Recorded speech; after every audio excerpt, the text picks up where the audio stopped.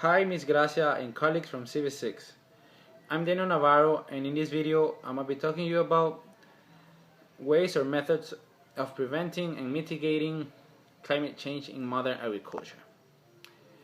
Well, before I start speaking of ways or methods, first we gotta make clear the definitions of what's climate change, mitigation, and prevention. Well, first, climate change, as the word says it on its own, it's a change of the statistical distribution of the weather when that change is extended to a long period of time. Prevention is the application of measurements to avoid that an event converts or evolves into a disaster. And mitigation is the application of actions to reduce vulnerability when confronting a threat.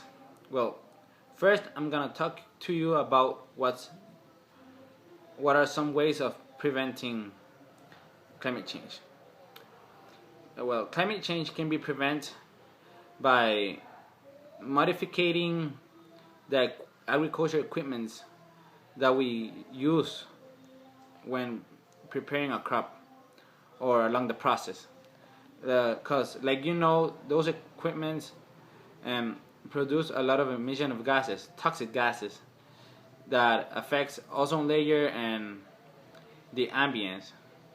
Well, we are going to avoid the destruction of the ozone layer, and that way we are going to avoid the increasing of temperatures. Second of all, we can make sure that we have a good system of ducts, of gutters, so that way we can prevent floods that will soak our plants and will die. And last of all, well, I'm only gonna talk to you about 3 methods. So the third method will be the reforestation or planting trees in high elevations such as mountains, and that way we are preparing ourselves when a storm comes, and we avoid the making of landslides that can have serious effects in people and in the crops, and maybe in crops. Well, now I'm going to talk to you about ways of mitigation.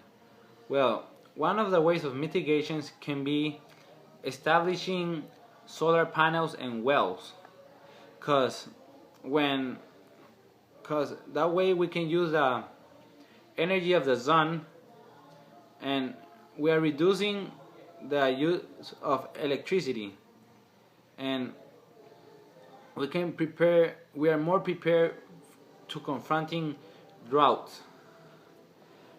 A second alternative can be modifying the plant, the DNA of the plant, to support to have resistance to the solar rays when there's a drought. And the last but not least could be the use of biological pesticides or fertilizers or pesticides, and that has two